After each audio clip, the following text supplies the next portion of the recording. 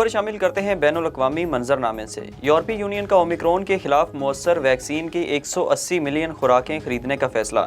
यूरोपीय यूनियन में शामिल हुकूमतों ने कोरोना वायरस की तब्दील शुदा नई किस्म ओमिक्रॉन के खिलाफ मौसर वैक्सीन की 180 मिलियन खुराकें खरीदने पर इत्तफाक कर लिया है।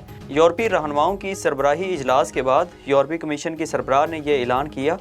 बायोनटेक फाइजर कंपनी ने ओमिक्रॉन वेरिएंट के खिलाफ मौसर कोविड वैक्सीन का प्रोटाइप 25 नवंबर को तैयार कर लिया था।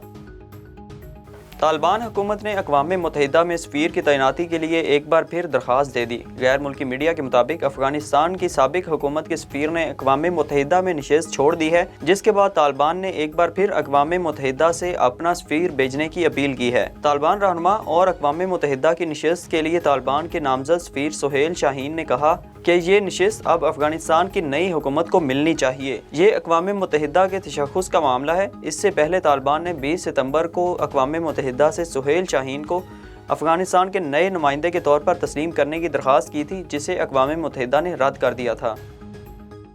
अवाम पर 11 दिन तक हंसने, शॉपिंग करने और तफरीह करने पर पाबंदियां आयद कर दी गई। आलमी खबर रसां एजेंसी के मुताबिक शुमाली कोरिया के लोगों पर ये पाबंदियां साबिक supreme leader Kim Jong L की 10वीं बरसी के मौके पर लगाई गई हैं। खबर रसां एजेंसी के मुताबिक शुमाली कोरिया के लोगों पर हुकूमत की जानिब से पाबंदियां आयद की गई हैं कि वो आइंदा 11 दिन तक न हंसेंगे, न शॉपिंग करेंगे और न तफरीह करेंगे।